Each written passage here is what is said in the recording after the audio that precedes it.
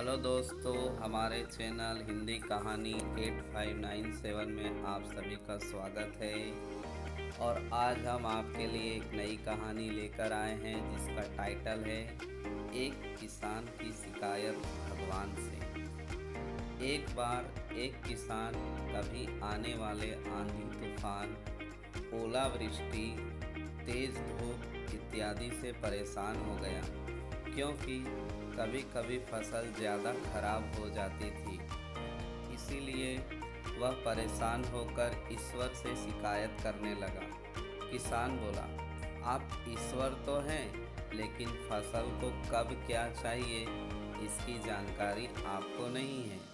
जिसकी ज़रूरत भी नहीं होती है वह भी देते रहते हैं। इसीलिए आपसे मैं विनती करता हूँ कि आप मुझे एक मौका दीजिए, मेरे कहे अनुसार मौसम कीजिए, फिर हम सब किसान अन्न के भंडार भर देंगे।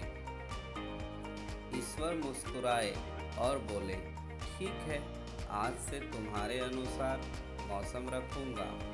किसान खुश हो गया। किसान ने अगली फसल में गेहूं की बुवाई की। उसने जब चाहा तब धूप मिली, उसने जब चाहा पानी मिला। पानी की तो उसने बिल्कुल कमी नहीं आने दी। आंधी, बाढ़ और तेज धूप तो उसने आने ही नहीं दी। समय बीतने पर फसल बढ़िया हुई। किसान भी बहुत खुश हुआ कि इस बार शानदार फसल दिख रही है। किसान ने मन ही मन सोचा कि ईश्वर को अब पता चलेगा कि अच्छी फसल के लिए क्या क्या ज़रूरी है। फालतू में ही किसानों को परेशान करते रहते हैं। किसान फसल काटने के लिए खेत पहुंचा। गेहूं के पौधों की बालियों को हाथ लगाया तो उसके पैरों तले ज़मीन खिसक गई। उसने देखा कि किसी भी पौधे की बालियों में एक भी दाना नहीं था। किसान दुखी हो गया और बोला, हे ईश्वर, ऐसा क्यों हुआ?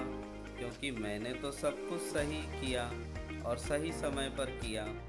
पर इस पर ईश्वर बोले, हे प्रिय किसान, ऐसा तो होना ही था, क्योंकि तुमने इन पौधों को बिल्कुल भी संघर्ष नहीं करने दिया।